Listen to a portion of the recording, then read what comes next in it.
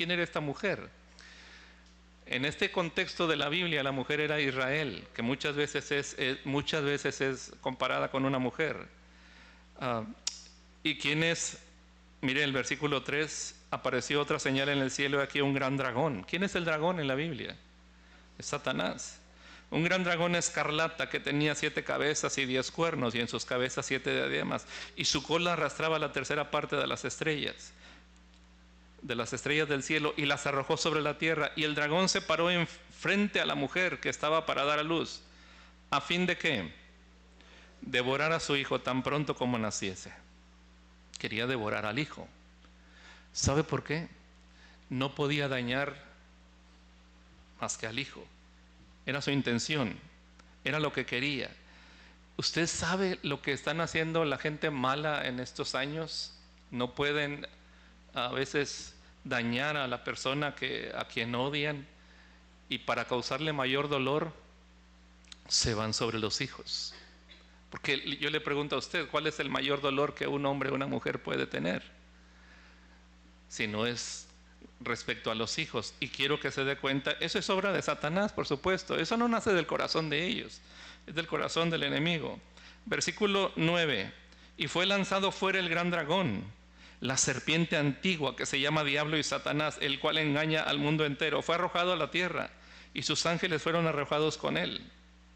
Entonces oí una gran voz en el cielo que decía: ahora ha venido la salvación, el poder y el reino de nuestro Dios, y la autoridad de su Cristo, porque ha sido lanzado fuera el acusador de nuestros hermanos, el que los acusaba delante de nuestro Dios día y noche, y ellos le han vencido. ¿De qué manera? Por medio de la sangre del Cordero y de la palabra del testimonio de ellos, y menospreciaron sus vidas hasta la muerte. Verso 13. Y cuando vio el dragón que había sido arrojado a la tierra, persiguió a la mujer que había dado a luz al hijo varón. Y se le dieron a la mujer las 2 alas de la gran águila para que volase de delante de la serpiente al desierto, a su lugar. Verso 15. Y la serpiente arrojó de su boca tras la mujer agua como un río, para que fuese arrastrada por el río. Pero la tierra ayudó a la mujer, pues la tierra abrió su boca y tragó el río que el dragón había echado de su boca. Mire el 17. Entonces, póngale atención, el dragón se llenó de ira contra la mujer y se fue a hacer guerra. ¿Contra quién? El resto de la descendencia de ella. ¿Quién es el resto de la descendencia? Los hijos y luego los nietos, los que guardan los mandamientos de Dios y tienen el testimonio de Jesucristo. Así que, si se da cuenta, si liga el pasaje de Isaías que habla del botín que un tirano quiere, del cautivo que quisiera tener, y dice: tu pleito yo lo pelearé y yo defenderé, yo salvaré a tus hijos. Antes que se siente todavía, solo 2 versículos del Salmo 112, por favor. Salmo 112.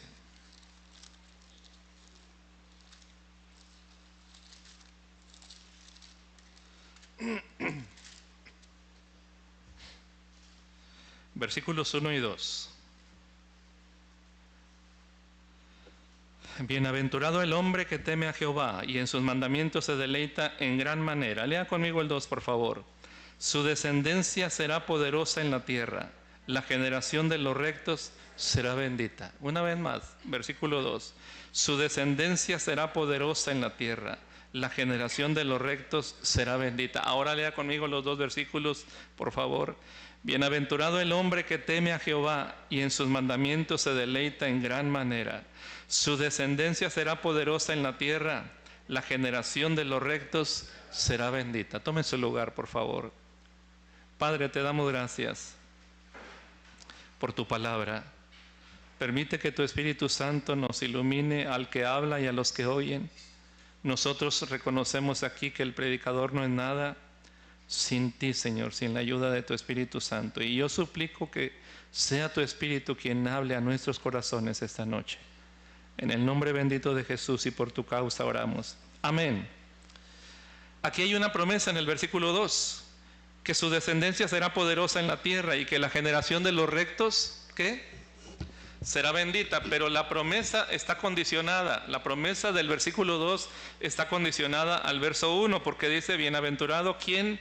El hombre que teme a Jehová y en sus mandamientos se deleita en gran manera. Así que uno tendría que preguntarse, ¿soy un hombre o una mujer en este caso que teme a Jehová, que en sus mandamientos encuentro gran deleite? Entonces la promesa dice, su descendencia será poderosa en la tierra. Y para subrayar la siguiente frase, la generación de los rectos será bendita. Esta mañana, cuando los alumnos salieron, cuando las clases salieron, nos quedamos los adultos aquí y era un grupo muy reducido. Y yo pensé, somos muy poquitos, pero cuando los niños regresaron, el templo casi se llenó. Los niños de las diferentes edades y los adolescentes y jóvenes. Y entonces me di cuenta de algo. El tema ya estaba preparado, pero me di cuenta de algo. Esta iglesia, mire, estamos a punto de cumplir el 25 de este mes, vamos a celebrar 80 años de vida como iglesia. Y lo que está sucediendo en Getsemaní, por la gracia de Dios, solo por la gracia de Dios, es que están haciendo una iglesia nueva dentro de una iglesia de tantos años. Es otra generación. Y sabe que, sin embargo, esta generación está enfrentando retos nuevos. Está enfrentando el reto de que ahora sus hijos que están en la escuela, en la primaria, en la secundaria, en la preparatoria y en la universidad, y lo diré claramente, están enfrentando conflictos. Porque cuando los hijos son criados en casa tienen una manera de ser, una manera de percibir las cosas, pero luego salen al mundo. Y qué doloroso es darse cuenta cuando son atraídos, y como dice la Biblia, lo que el enemigo quiere es atraerlos y seducirlos. Y ven un mundo nuevo para ellos, distinto de lo que vieron en casa. Y eso atrae, seduce. El apóstol Pablo dijo, temo que como la serpiente con su astucia engañó a Eva, así vuestros sentidos sean extraviados de la sincera fidelidad a la verdad. Ahora, padres de familia, sé que enfrentan estas luchas. ¿Y qué diré, hermanos? El Señor Jesús dijo, no ruego que los quites del mundo, sino que los guardes del mal. Así que en ese afán, en el afán de ayudar a esos padres de familia, porque miren, hermanos, este es el asunto. Ustedes, padres de familia, van a ver enfrentar a sus hijos conflictos que ni usted ni yo enfrentamos. Enfrentamos en un sentido, pero en otro no. Le explico. Pasamos por presiones, sí, en la escuela, en la universidad, y nosotros vimos a muchos hijos creyentes graduarse de la universidad y perder la fe.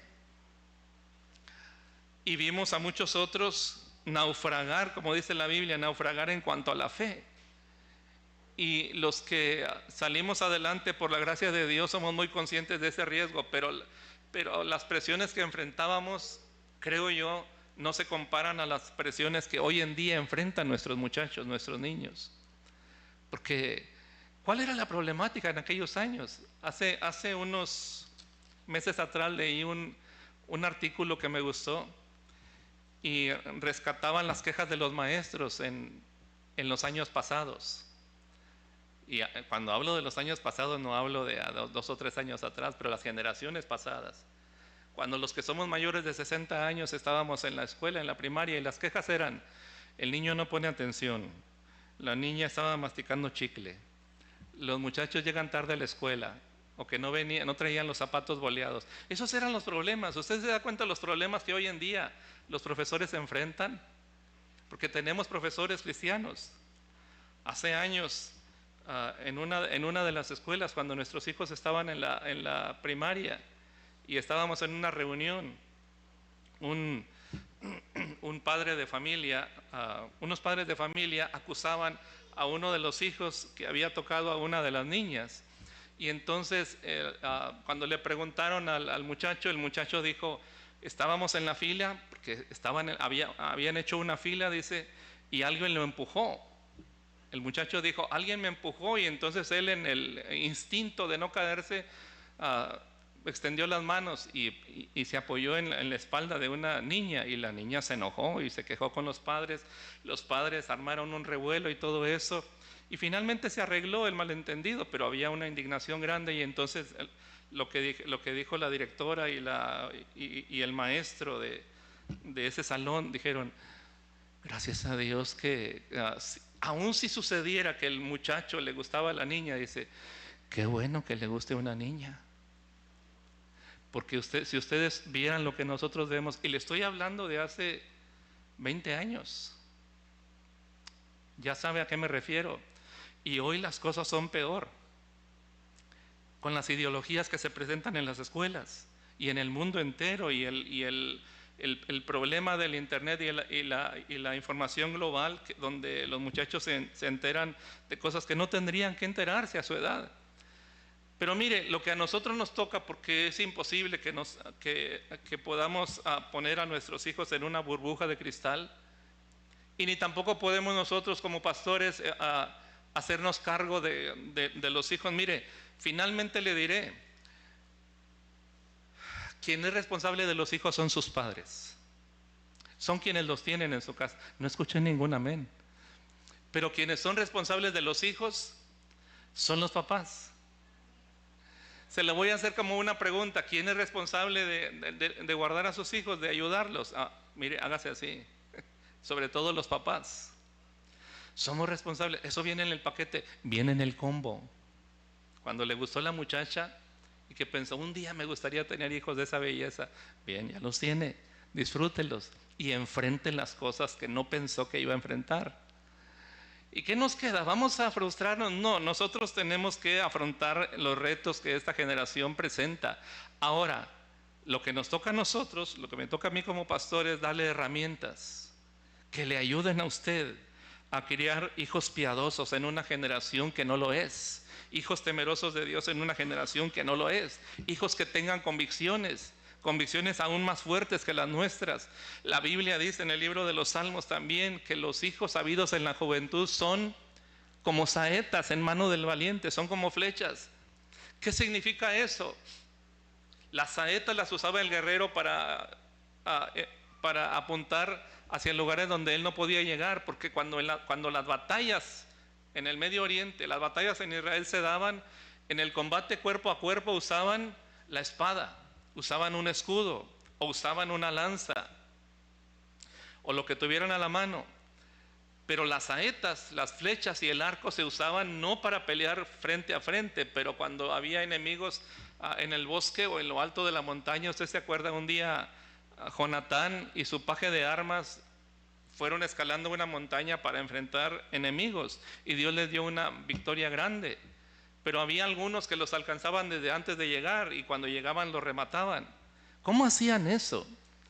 Flechas, saetas. La saeta llega donde donde el guerrero no alcanza a llegar. De eso se trata, hermanos, cuando criamos a nuestros hijos, ¿no? Que lleguen más alto que nosotros, ¿no es así? Que lleguen más alto y más lejos. Pero eso toma su tiempo y toma su inversión de toda una vida, y se nos va la juventud en eso, porque son los hijos habidos en la juventud a quienes les dedicamos ese tiempo y ese anhelo, porque queremos que Dios los use, que sean, como dice el Salmo, generación de rectos, y que sea bendita. Así que quiero darle algunas convicciones que es su deber formar en el corazón de ellos. Convicciones bíblicas. Convicciones bíblicas que cada hombre cristiano debe enseñar a su familia para protegerla de influencias destructoras, de filosofías falsas y de malas compañías. Ellos necesitan tener convicciones, pero las convicciones las van a aprender en casa. Y yo agradezco mucho a Dios por los maestros de la escuela dominical. Son una bendición. Y sé lo que están enseñando, sabemos lo que están enseñando y procuramos que tengan el mejor material. Pero los alumnos reciben 1 hora por semana, si es que no faltan algún domingo, pero todo el resto del tiempo están con amigos y están en la escuela y están en la calle y están a veces en el celular más tiempo del que deberían. Pero eso ya es responsabilidad nuestra como padres, así que si puede anotar, qué bueno. Pero lo que quiero, insisto, darle es algunas herramientas, algunas convicciones bíblicas que les van a ayudar. Amén. ¿Está listo? Así que desconéctese si tenía algún pendiente en casa, ya desconéctese por favor. Si está pensando, ¿dejé los frijoles en la estufa o les apagué? Ya no se preocupe de eso, se va a dar cuenta en cuanto abra la puerta de la casa. Pero desconéctese de cualquier otro pendiente, por favor. Y le muestro la primera de esas convicciones. Número 1, la soberanía de Dios. Dios, solo Dios es soberano, dueño y señor de mi vida. Amén. Los hijos y nosotros primero tenemos que aprender que solo Dios es soberano y es dueño y señor de nuestra vida. Ahora, ¿qué significa que Él es soberano? Lo que significa es que no hay nadie encima de Él. Él es Señor, Él es gobernante, Él es nuestro dueño. Y lo es porque tiene derecho a hacerlo. De hecho, Dios tiene un triple derecho a ser dueño de nuestra vida. ¿A qué me refiero con un triple derecho? Tiene derecho como creador, número uno. Número dos, como sustentador, que Él nos sustenta cada día. Y como redentor, que Él nos redimió, Él nos volvió a comprar cuando nos habíamos perdido. Así que Dios tiene absoluto derecho sobre nuestra vida. Y cuando decimos que es soberano, eso significa que no hay nadie encima de Él y que no tiene Él que pedirle para hacer a nadie. ¿Cómo ves, Gabriel? ¿Estará bien que hagamos esto? ¿O tú qué opinas, Miguel?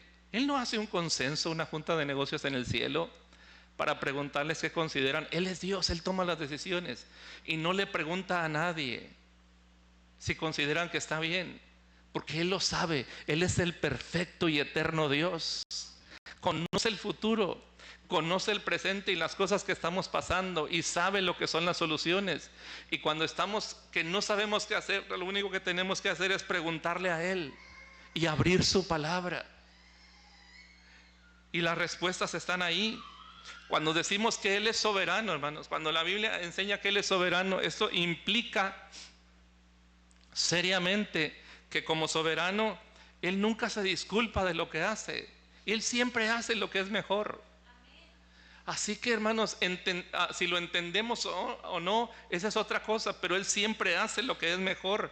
Usted se acuerda, en el libro de Job, por ejemplo, lo digo rápido para que no tiene que buscarlo, y si no lo ha leído le animaría a que lo lea, pero en el libro de Job hay una historia al principio, los primeros capítulos, 2 o 3 capítulos, y luego al final, Job tiene que 42 capítulos, por ahí, 46, no lo recuerdo bien, pero 40 y tantos capítulos.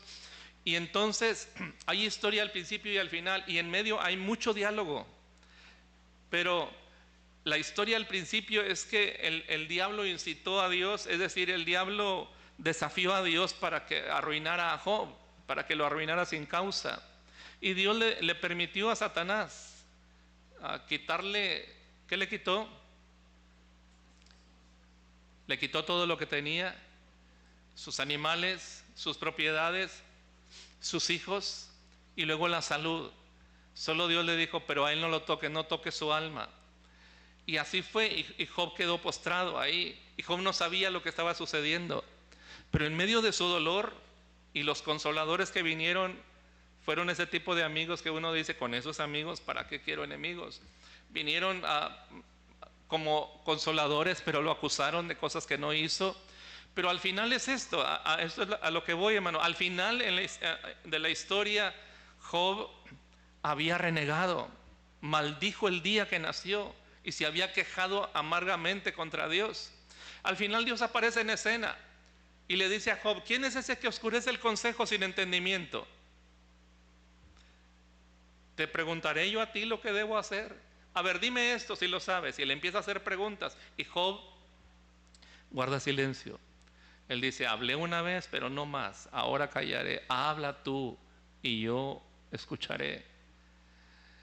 Y finalmente Job se arrepiente. De oídas te había oído, pero ahora mis ojos te ven. Y me arrepiento, me aborrezco en silicio y en ceniza. Y le pide perdón a Dios. Pero lo que llama la atención es esto, y es lo que quiero mencionarle. ¿En qué momento Dios se disculpa? Discúlpame, Job, por lo que te hice pasar. En ningún momento, hermano. Y añadiré algo. Ni se disculpó con Job, ni espere que se disculpe con usted, ni conmigo. ¿Sabe por qué? Porque es demasiado orgulloso. No, porque lo que Él hace es bueno, hermano. Dios es bueno. Es bueno, entendámoslo o no, y a veces aún las cosas que permite son para nuestro bien, aunque ahora no veamos el cuadro completo, son para nuestro bien. Entender eso nos va a librar de mucha tensión.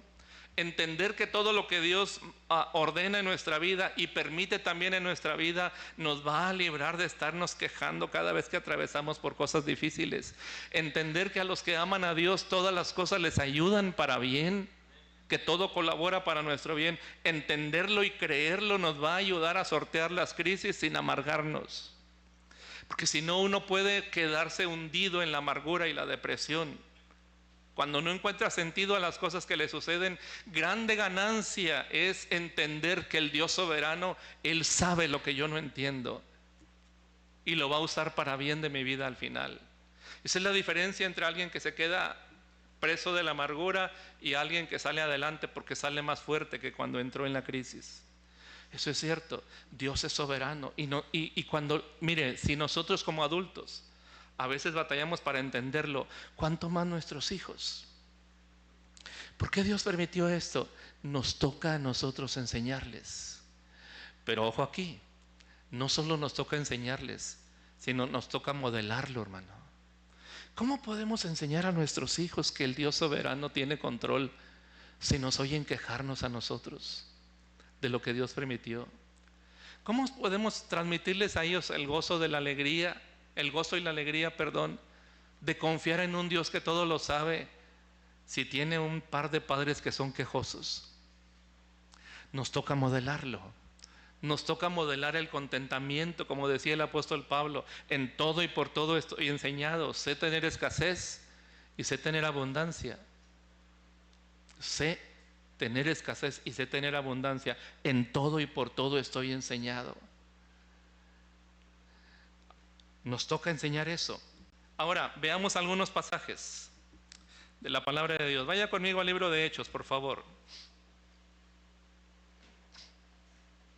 Hechos, capítulo 4. Hablando de la soberanía de Dios. Hechos, capítulo 4.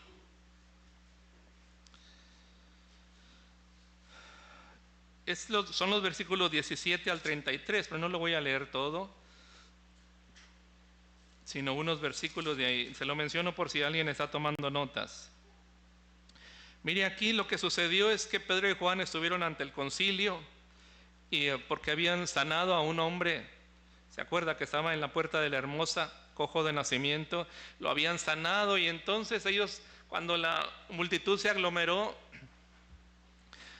por este milagro, los apóstoles predicaron y grande parte de la multitud se convirtió. Pero los enemigos del evangelio, los que crucificaron a Jesús, se enojaron.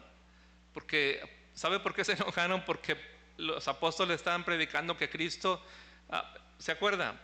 Lo que pasó es que este hombre estaba en pie y dice la Biblia, no podían decir nada porque el milagro que había sido hecho era muy evidente.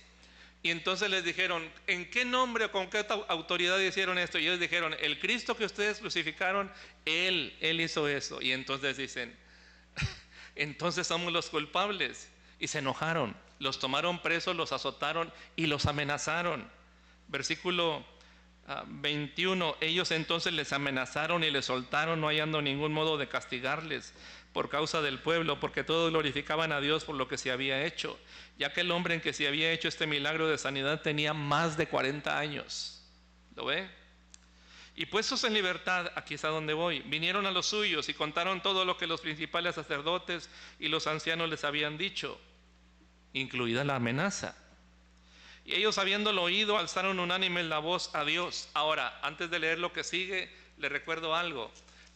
Cuando a ellos los amenazaron, ellos tendrían que saber que no estaban bromeando, porque los que los amenazaron habían matado a Jesús. Así que básicamente, ¿cómo se imagina que fueron las amenazas? Si no paran de decir eso, lo que le hicimos a su maestro también se lo vamos a hacer a ustedes. Y sabían que no bromeaban, porque a muchos los mataron también. Pero los ponen en libertad y vienen y les cuentan a los suyos esto. Y miren, oraron. Verso 24. Ellos, habiéndolo oído, alzaron unánime la voz y dijeron, ¿cómo inicia la oración? Soberano Señor, tú eres el Dios que hiciste el cielo y la tierra, el mar y todo lo que en ellos hay. Pare de leer, por favor. Mire cómo inicia la oración. Eso es muy significativo, soberano Señor. ¿Qué significa eso? Ellos nos amenazaron, pero tú eres el que gobiernas. Ninguna cosa puede suceder si tú no lo autorizas. Ninguna cosa. Ninguna cosa va a suceder si tú no lo permites. Tú eres el soberano Señor. Y luego añaden, tú eres el Dios que hiciste el cielo, la tierra y el mar y todo lo que en ellos hay. ¿Por qué dicen eso? Señor, si tú hiciste todo eso, ¿no tienes la capacidad de protegernos? Claro que sí. Hiciste todo eso, no hay imposible para ti entonces. Pero hablando de que Él tiene el control de todo, mire, sigan leyendo conmigo en el 25. Por boca de David tu siervo dijiste, ¿por qué se amotinan las gentes y los pueblos piensan cosas vanas? Se reunieron los reyes de la tierra y los príncipes se juntaron en uno contra el Señor y contra su Cristo. ¿Qué están citando? Un pasaje de los Salmos. Lo que están diciendo, esto que pasó, Señor, ya estaba escrito, ya estaba profetizado, ya estaba anunciado.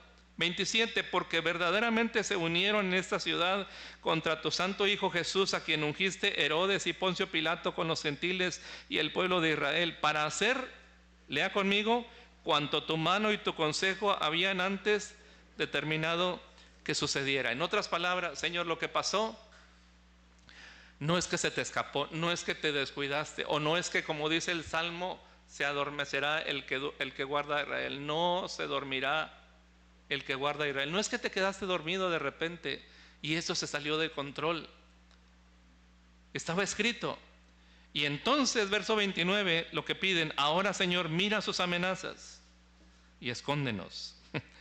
No dice eso. Y concede a tus siervos que con todo denuedo hablen tu palabra. Mire, me encanta esto, hermano. Me encanta esto porque salen amenazados. Y sabe la determinación que toman, Señor, ¿sabes qué? Vamos a seguir predicando. Porque tú nos mandaste eso.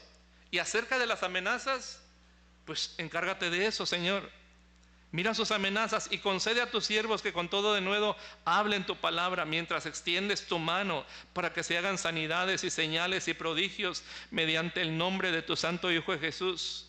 Y cuando hubieron orado, el lugar en que estaban congregados tembló y todos fueron llenos del Espíritu Santo y hablaban con denuedo la palabra de Dios. O sea, Dios contestó de esa manera. Pero ellos están haciendo una oración a ¿quién? Al Dios soberano, soberano Señor. Eso es la confianza en un Dios soberano. Y escúchenme, ¿qué tendrá eso que ver con nosotros? Todo.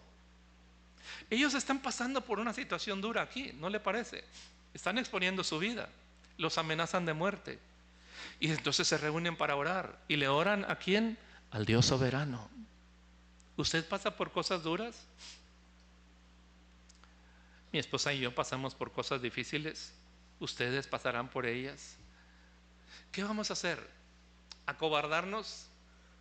¿Volver atrás? Como dice el canto, qué malagradecido fueras tú si a mi Cristo dejaras, y qué cobarde fuera yo si de aquí me regresara. Estoy a medio camino de la jornada para llegar a Canaán, donde será mi morada. Nosotros, dice el libro de Hebreos, y coincido con ello, nosotros no somos de los que retroceden, sino de los que tienen fe para preservación del alma. ¿Puede decir amén? Porque están muy callados.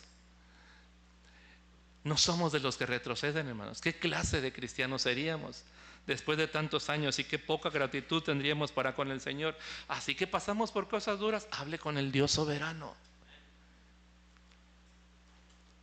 Y si es el hijo o la hija quien pasa por crisis, dígaselo. Vamos a poner esto delante de Dios, hijo.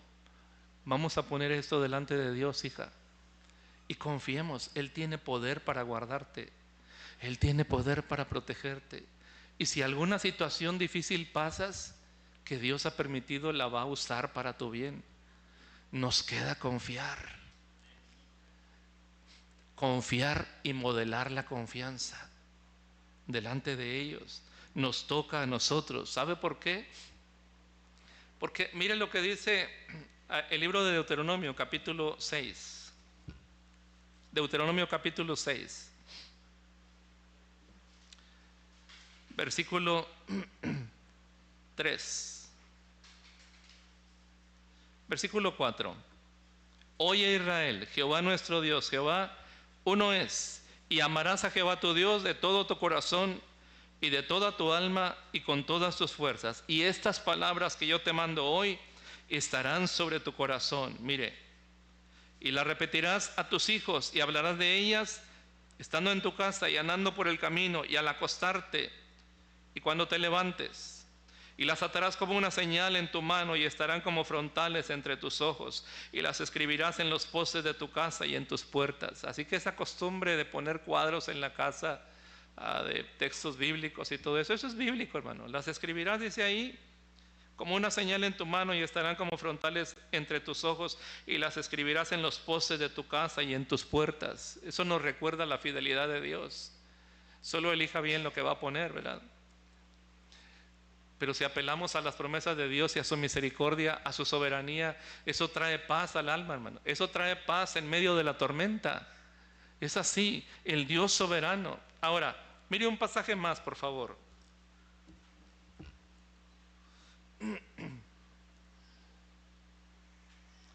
Primera Timoteo, capítulo 6, versículo 14. Primera Timoteo 6, 14.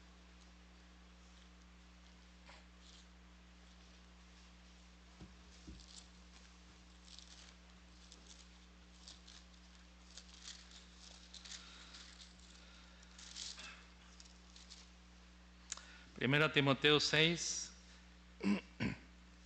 14 al 16. Voy a leer desde el versículo 11. Mas tú, hombre de Dios, huye de estas cosas y sigue la justicia, la piedad, la fe, el amor, la paciencia, la mansedumbre. Pelea la buena batalla de la fe. Echa mano de la vida eterna, a la cual asimismo fuiste llamado, habiendo hecho la buena profesión delante de muchos testigos. Te mando delante de Dios, que da vida a todas las cosas, y de Jesucristo, que dio testimonio de la buena profesión delante de Poncio Pilato. Y mire, ¿por qué menciona esto de lo que hizo Jesús delante de Poncio Pilato? Porque le está mandando, no te acobardes. Mire, en el 12, pelea la buena batalla de la fe. Y luego menciona a Jesús, que no se atemorizó delante de Poncio Pilato. Y luego el versículo 14, que guardes el mandamiento sin mácula, esto es sin mancha, ni reprensión, hasta la aparición de nuestro Señor Jesucristo. Mira el 15, la cual a su tiempo mostrará el bienaventurado y solo soberano, Rey de reyes y Señor de señores, como cantaban los muchachos hace un momento. El solo soberano, Rey de reyes y Señor de señores, el único que tiene inmortalidad, que habita en luz inaccesible, a quien ninguno de los hombres ha visto ni puede ver, al cual sea la honra y el imperio sempiterno. Amén. El único, el solo soberano, Rey de reyes y Señor de señores. Él es dueño y Señor de nuestra vida. Cuando nosotros conocimos al Señor, cuando Él tuvo misericordia y nos alcanzó, nosotros nos convertimos allá en Betania, mi familia y yo, durante una campaña. Había la iglesita, porque era una iglesita y tenían un templo chiquitito, como yo creo la tercera parte de esto. Era muy parecido al templecito que tenían en Estancias, antes de que lo agrandaran. Ahora tiene un templo grande, hermoso. Pero antes había un templecito, así era el templecito que había en Betania. Pero estaban en una campaña evangelística y ellos trazaron en un mapa que tenían ahí grande toda la colonia, la Sierrita, todas las calles, y se las repartieron entre los hermanos y se echaron el compromiso de visitar todas las calles de todas las casas de la colonia. Ya no recuerdo si lo lograron, si se logró, porque estoy hablándole de hace mucho tiempo atrás, hace 54 años, 53 años de eso. Yo tenía 10 años y entonces, pero en medio de esa campaña el Señor nos alcanzó. Y el pastor era tan visionario que los que se iban convirtiendo, luego salíamos con los que seguían predicando. Así que salimos a predicar recién convertidos por las calles de la colonia. Y entonces aprendimos desde un principio, hermanos. Cada vez que se compartía el evangelio, ¿Sabe la frase que se usaba? Que la gente iba a recibir a Jesucristo como su único y suficiente Salvador. Único, nadie más. Y suficiente, no necesitas a nadie más. Todos los años que pasamos ahí y saliendo a predicar el Evangelio con los hermanos o solos o como fuera, siempre teníamos muy claro eso: Jesús es único y suficiente Salvador. Y el Dios nuestro, hermanos, el Dios soberano, es único y es suficiente para nosotros. Y le dije al inicio que Él tiene ese derecho sobre nosotros, sobre nuestras vidas. No es que se lo vamos a imponer a nadie, es que Él nos creó, hermano. Tiene ese derecho porque Él es nuestro creador. El Salmo 103 dice, ¿lo recuerda?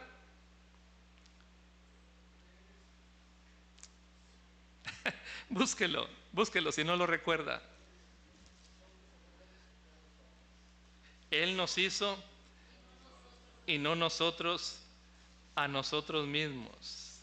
Pueblo suyo somos y ovejas de su prado. Dice, cantad alegres a Dios, habitantes de toda la tierra, servid a Jehová ¿cómo? Con alegría. ¿Así servimos? Así sirvamos al Señor, hermano, con alegría, si no, no le agrada a Dios. Mi papá decía cuando nos mandaba algo, pero hágalo de buena gana y sonriendo, porque si no, de todas maneras lo va a hacer y no va a tener una recompensa, va a tener otra cosa. Hágalo de buen agrado.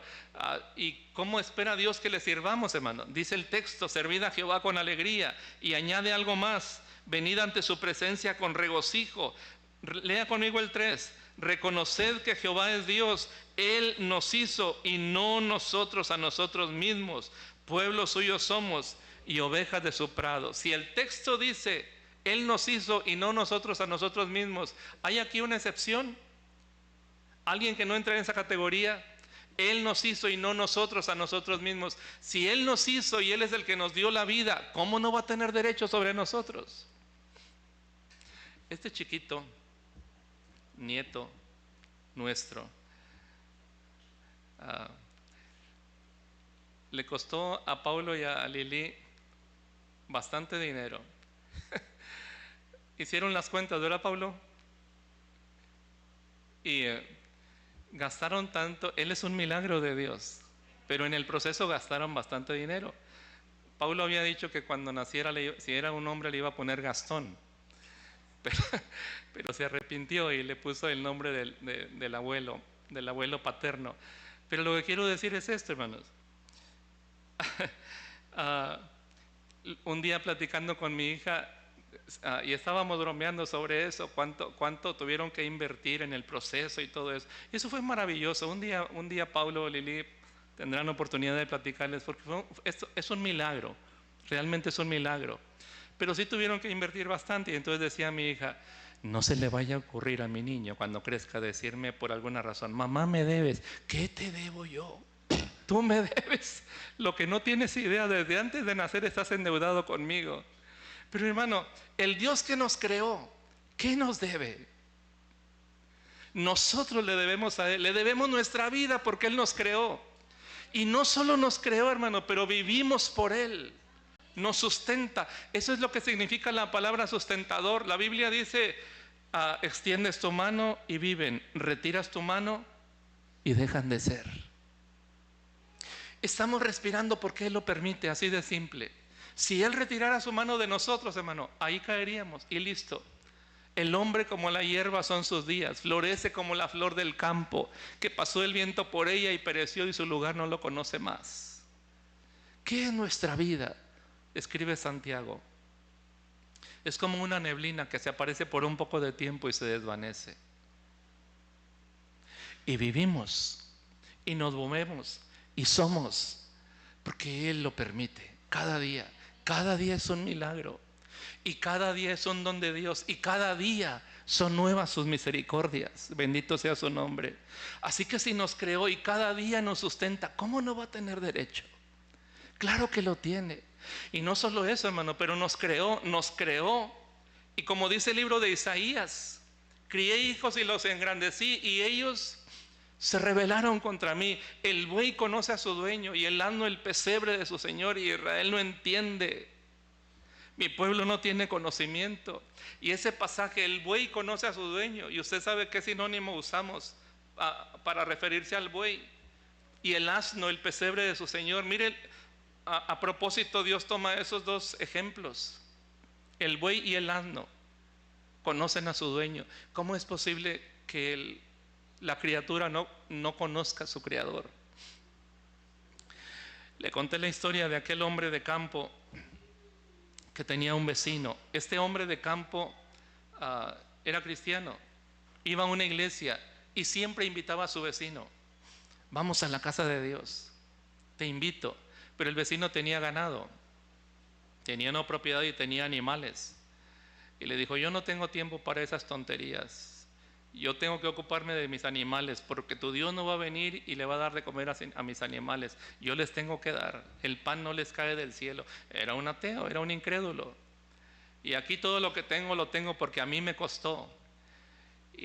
Pero el creyente no dejaba de orar por él y de insistirle: mira, vamos a la casa de Dios. Dios nos dio 7 días. Y Él nos ha dicho en su palabra: 6 días trabajarás y harás toda tu obra, pero el 7º día es para Jehová tu Dios. No, será tu Dios, pero no es el mío. Y se molestaba, pero un día se hartó el vecino ateo, se hartó y le dijo: mira, vamos a hacer algo. Voy a ir una vez a tu templo contigo, pero es la última vez que me vas a insistir. Voy a ir una vez, con la condición de que nunca más me digas nada. Ya me tienes fastidiado. Y hicieron trato. Y el creyente se pasó la semana orando a Dios: Señor, toca el corazón de este hombre. Y cumplió su palabra. Ese domingo por la mañana fueron. Y él pensó que Dios haría un milagro y lo iba a quebrantar ahí. Y no pasó nada. El hombre permaneció ahí firme como una roca, o como mármol, una estatua de mármol. Apenas terminó y salió sin comentarios. Y pensó: gané, ya me lo quité de encima. Él pensaba eso, pero el Espíritu Santo es tan maravilloso, hermano. Dios es tan maravilloso. Dice la Biblia: no es mi palabra como martillo que quebranta la piedra. ¿Lo ha leído? Quebranta la piedra.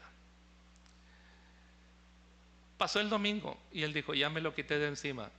Amanece el lunes y él se levanta como todos los días para darle de comer a sus animales, cuando apenas está amaneciendo. Y les está dando de comer a sus animales. Y cuando le toca darle de comer a su buey, que era su animal favorito, el animal para el trabajo rudo, para hacer los barbechos y arar la tierra, y le gustaba, después de darle de comer, darle una especie de postre, un terrón de azúcar, y le daba así con su mano. Y le estaba dando, y en eso se distrajo con algo de los demás animales, hicieron alboroto por ahí, y se volteó, y no se dio cuenta que el buey se acercó de más y le lamió la mejilla con su lengua. Pero ya sabe usted lo que significa cuando un animal hace eso, ¿verdad? Bueno, si no lo sabe, es una muestra de cariño, si se le puede llamar, o de gratitud. Porque a lo mejor lo ha visto de los perros, los bueyes lo hacen. Y entonces le estaba lamiendo la mejilla. Y cuando le estaba lamiendo la mejilla, se acordó. El Espíritu de Dios trajo a su mente lo que parece que había quedado sepultado del domingo anterior por la mañana. Porque el mensaje del predicador esa mañana fue Isaías capítulo 1. Oíd cielos y escucha tu tierra, porque habla Jehová. Crié hijos y los engrandecí, y ellos se rebelaron contra mí. El buey conoce a su dueño, y el asno el pesebre de su señor, pero este pueblo no entiende, no tiene conocimiento. Y cuando ve al buey mostrándole esa gratitud, ahí el Espíritu de Dios lo quebrantó. ¿Cómo es posible que un animal muestre más gratitud con alguien que le da de comer, y el ser humano, que se entiende que es superior a los animales, no conoce a su Dios? Y se empezó a acordar de todo lo que el pastor había predicado.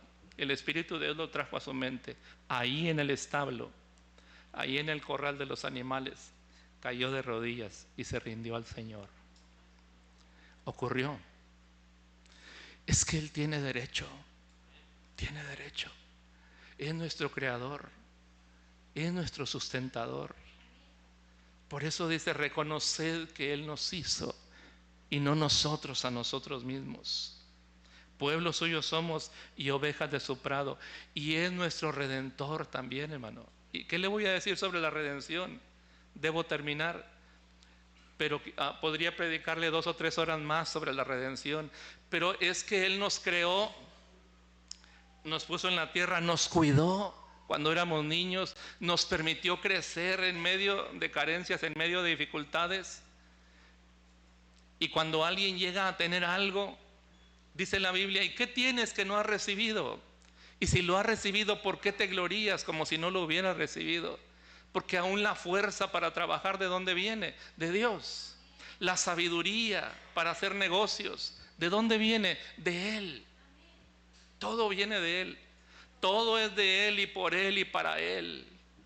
No hay mérito alguno en nosotros. Y negar al Señor y no rendirle la gratitud de nuestro corazón es la más grande necedad que pueda existir. Eso es algo que nosotros necesitamos entender en lo profundo del corazón y transmitirlo a nuestros hijos. Esa es una de muchas lecciones básicas que le voy a compartir. Por hoy aquí me voy a detener. Pero ore a Dios y pídale sabiduría. Señor, ayúdame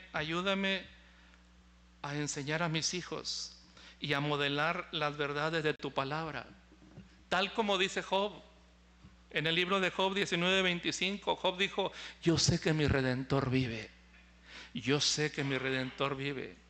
Y aún deshecha está mi carne y mi piel, con mis ojos he de ver a Dios. Le veré yo mismo, no ningún otro, pero yo mismo he de ver a Dios. En medio de su dolor, él podía exclamar, yo sé que mi Redentor vive. Y esta fue la fe que transmitió a sus hijos. Y en esta generación, hermanos, en que nosotros y nuestros hijos vamos a enfrentar cosas complicadas, lo mejor que podemos hacer es sembrar en su alma, en su corazón, estas verdades de la palabra. Pero va a ser muy complicado, hermanos, va a ser muy complicado transmitirlas si no están en nuestro corazón primero. Dios lo sabe, por eso en Deuteronomio dijo, y estas palabras que yo te mando hoy, que estarán sobre tu corazón y las repetirás a tus hijos. ¿Qué significa eso? ¿Cómo las vas a enseñar a los hijos si no están primero en el corazón? El Señor les ayude. Oramos por ustedes, padres de familia, que tienen sus niños chiquitos, sus niños que ya van a la escuela, los niños que pasaron a secundaria y que van a la prepa y todo eso, porque somos conscientes del mundo que están enfrentando. Y si en algo podemos ayudar es en esto, darle bases de la palabra de Dios. Hoy le hablé de que Dios es soberano, le hablaré de la palabra de Dios, de la crianza de los hijos y su descendencia, de su propósito en la vida, de cómo la iglesia puede colaborar en ello. Le hablaré también de los conceptos bíblicos sobre el matrimonio. Le hablaré sobre lo que tiene que ver con nuestro cuerpo, con nuestras finanzas y con el evangelio y las doctrinas básicas de la palabra que le dan forma a nuestra fe, porque la fe, hermanos, es vital. Es tan vital en nuestra vida que usted se recuerda cuando Pedro pasó por la crisis más grande de su vida. Jesús lo supo antes que él. Anunció Jesús que iba a morir y Pedro y les añadió, y todos me van a dejar solo, pero no estoy solo, el Señor está conmigo. Y entonces Pedro dice, Señor, aunque todos te nieguen, yo jamás te negaré. Y Jesús, que sabía el futuro, dijo, de cierto te digo, Pedro, que hoy, antes que el gallo cante, negarás 3 veces que me conoces. Así sucedió. Pero antes le dijo, pero yo he rogado por ti. ¿Qué? Que tu fe no falte. Note algo, no dijo que tu amor no falte, o que tus convicciones no falten, o que tu valor no falte, que tu fe no falte. ¿Por qué dice eso? Porque la fe es vital. Por la fe nacimos de nuevo, hermanos. Por gracia sois salvos, ¿por medio de qué? De la fe. Por la fe vivimos. El justo por su fe vivirá. Y por la fe vamos a llegar al cielo. La fe nos será necesaria. Es un ancla para nuestra vida, es un ancla para nuestro ser. Todo el tiempo que estamos aquí es la fe. Por eso le digo, yo he rogado por ti que tu fe no falte. Y todavía más, tú una vez vuelto, apacienta a mis hermanos, apacienta a mis corderos. Sabía lo que iba a suceder, por eso ruega que su fe no falte. Y lo que vamos a edificar, lo que tenemos que edificar en nuestros hijos, sobre todo es la fe.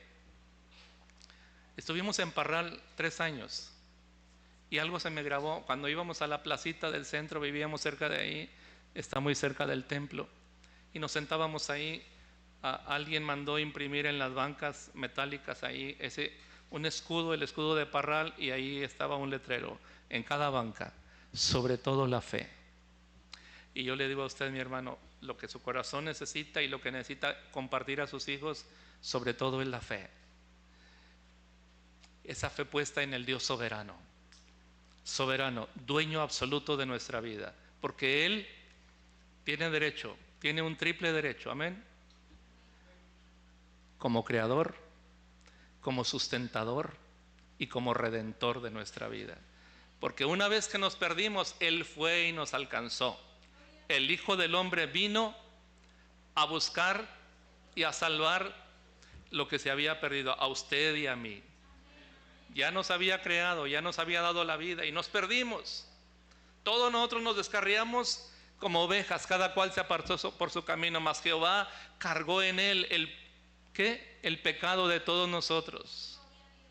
No nos costó nada, pero a él le costó todo, le costó su vida. ¿Cómo es que no va a tener derecho? Claro que lo tiene. Pídele a Dios la gracia para enseñar eso a sus hijos y para modelarlo. Padre, te damos muchas gracias esta noche, porque tu palabra es un baluarte para nosotros. Tu palabra es suficiente y tu espíritu en nosotros son suficientes para ayudarnos a caminar esta senda, la senda de la vida. Ayúdanos, Señor, ayúdanos, sea una semilla que cae en buena tierra y lleva fruto para tu gloria. En el nombre bendito de Jesús lo rogamos. Amén.